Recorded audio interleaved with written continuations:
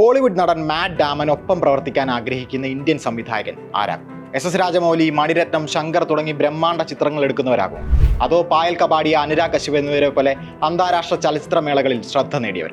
Christopher നോളന്റെ the ഒഡീസിയുടെ പ്രൊമോഷന്റെ ഭാഗമായി മുംബൈയിൽ നടന്ന വാർത്താ സമ്മേളനത്തിൽ ഇങ്ങനെ ഒരു ചോദ്യം ഉയർന്നപ്പോൾ ഹോളിവുഡ് താരത്തിന് ഒരു നിമിഷം പോലും ആലോചിക്കേണ്ടി വന്നില്ല. ഒറ്റ പേര്. അക്കാലത്ത് എല്ലാവരും ഒപ്പം പ്രവർത്തിക്കാൻ ആഗ്രഹിച്ചിരുന്ന സംവിധായകൻ. ഇങ്ങനെ ഒരു മുഖവുരയോടെയാണ് മാറ്റ് ഡാമൻ ആ പേര് പറഞ്ഞത്. Shekhar Kapoor. The filmmaker starting out that everyone wanted to collaborate with was Shekhar Kapur. അദ്ദേഹത്തോടൊപ്പം ഒരു സിനിമയിൽ ഒരുമിച്ച് പ്രവർത്തിക്കാനുള്ള അവസരം നഷ്ടമായതിന്റെ നിരാശയും താരം പങ്കുവച്ചു. I couldn't do the Four Feathers for some reason, and I was really upset about that. But because I think I was signed up for a Bourne movie. 2002 Shekhar Kapoor സംവിധാനം ചെയ്ത ദ ഫോർ ഫെദേഴ്സ് എന്ന ചരിത്ര സിനിമയിൽ തനിക്കൊരു പ്രധാന വേഷം ലഭിച്ചിരുന്നുവെന്നും എന്നാൽ bone ചിത്രത്തിനായി കരാർ ഒപ്പിട്ടിരുന്നതിനാൽ ആ ഓഫർ നിരസിക്കേണ്ടി വന്നതായും ഡാമൻ ഓർത്തെടുത്തു.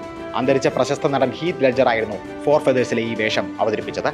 നടന്റെ കരിയറിലെ മികച്ച പെർഫോമൻസുകളിൽ ഒന്ന്. മാറ്റ് ഡാമന്റെ നഷ്ടബോധം ചില്ലറയൊന്നുമാകില്ല. ഇന്ത്യൻ സിനിമയിലും വിദേശ സിനിമയിലും ഒരുപോലെ ശക്തമായ സാന്നിധ്യം അറിയിച്ച അപൂർവം സംവിധായകരിൽ ഒരാളാണ് ശേഖർ കപൂർ. മാസും, മിസ്റ്റർ ഇന്ത്യ തുടങ്ങിയ അദ്ദേഹത്തിന്റെ ചിത്രങ്ങൾ ഇന്ത്യൻ സിനിമയിലെ എക്കാലത്തെയും മികച്ച ചിത്രങ്ങളായാണ് കണക്കാക്കപ്പെടുന്നത്. ക്യാൻ ചലച്ചിത്രമേളയിൽ പ്രദർശിപ്പിച്ച ബാൻഡിറ്റ് ക്വീൻ എന്ന ചിത്രമാണ് അദ്ദേഹത്തിന് അന്താരാഷ്ട്ര തലത്തിൽ ശ്രദ്ധ നേടിക്കൊടുത്തത്. ചമ്പൽക്കാടുകളെ വിറപ്പിച്ചിരുന്ന ഫൂലൻ ദേവിയുടെ ജീവിതകഥ പറഞ്ഞ ചിത്രം വലിയ കോളിളക്കങ്ങളാണ് ഉണ്ടാക്കിയത്. ചിത്രത്തിന്റെ കൃത്യതയെ ശക്തമായി എതിർത്ത ഫൂലൻ ദേവി തന്നെ രംഗത്തെത്തി. സിനിമ ഇന്ത്യയിൽ നിരോധിക്കണമെന്നും ഇല്ലെങ്കിൽ തിയേറ്ററിന് മുന്നിൽ തീ കൊളുത്തി ആത്മഹത്യ ചെയ്യുമെന്നും അവർ ഭീഷണിപ്പെടുത്തി. തർക്കം നിയമയുദ്ധത്തിലേക്ക് കടന്നു. ഡൽഹി ഹൈക്കോടതി സിനിമയുടെ റിലീസ് താൽക്കാലികമായി വിലക്കി. എന്നാൽ 1996 സുപ്രീം കോടതി ചിത്രത്തിന് പ്രദർശനാനുമതി നൽകി. സർട്ടിഫിക്കറ്റോടെ ബാൻഡിറ്റ് ക്വീൻ തിയേറ്ററുകളിലേക്ക് എത്തി. ബാൻഡിറ്റ് ക്വീനിന് പിന്നാലെ കേറ്റ് ബ്ലാഞ്ചറ്റിനെ നായികയാക്കിയായിരുന്നു ശേഖർ കപൂറിന്റെ അടുത്ത ചിത്രം എലിസബത്ത്. നടിയുടെ കരിയറിൽ വലിയ വഴിത്തിരിവായ ചിത്രം. 7 ഓസ്കാർ നാമനിർദ്ദേശങ്ങളാണ് ഈ ചിത്രത്തിന് ലഭിച്ചത്. അതിനുശേഷമാണ് ശേഖർ ഫോർ ഫെദേഴ്സ് സംവിധാനം ചെയ്യുന്നത്. 2007 കേറ്റും ശേഖറും വീണ്ടും ഒന്നിച്ചു എലിസബത്തിന്റെ രണ്ടാം ഭാഗത്തിനായി. എലിസബത്ത് ദ ഗോൾഡൻ ഏജ് എന്ന ചിത്രത്തിന് നിരവധി ഓസ്കാർ നാമനിർദ്ദേശങ്ങൾ ലഭിച്ചു. സിനിമ മാത്രമല്ല, കോമിക് പുസ്തകങ്ങളും ശേഖർ കപൂർ രചിച്ചിട്ടുണ്ട്.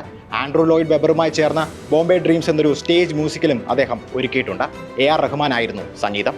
ഇതിനു പുറമെ ജലസംരക്ഷണ മേഖലയിൽ സജീവമായി പ്രവർത്തിക്കുന്ന ഒരു പരിസ്ഥിതി പ്രവർത്തകൻ കൂടിയാണ് അദ്ദേഹം. ലോകത്ത് വരാനിരിക്കുന്ന ജലയുദ്ധങ്ങളെ ആസ്പദമാക്കി പാനി എന്നൊരു സിനിമ അദ്ദേഹം പ്രഖ്യാപിച്ചിരുന്നു. സുശാന്ത് സിംഗ് രാജ്പുത്തിനെ നായകനാക്കി പ്രഖ്യാപിച്ച ഈ ഡിസ്റ്റോപ്പിയൻ ചിത്രം പക്ഷേ യാഥാർത്ഥ്യമായില്ല. നിർമ്മാതാക്കളായ YRFുമായി ശേഖർ കപൂർ ഒത്തുപോകാത്തതായിരുന്നു കാരണം. സുശാന്തിനെ നായകനാക്കുന്നതിൽ നിർമ്മാണ കമ്പനി അതൃപ്തി പ്രകടിപ്പിച്ചുവെന്നാണ് റിപ്പോർട്ടുകൾ. ശേഖർ കപൂർ അതിന് തയ്യാറായില്ല.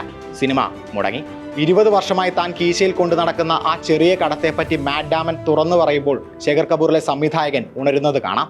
മാറ്റ്, ഒടുവിൽ നമുക്ക് കൈകോർക്കാനുള്ള സമയമായി എന്ന് ഹോളിവുഡ് താരത്തിന് മറുപടി നൽകുമ്പോൾ അദ്ദേഹത്തിന് 80ന്റെ ചെറുപ്പമാണ്. ചിലപ്പോൾ അങ്ങനെയൊരു സിനിമ സംഭവിച്ചേക്കാം.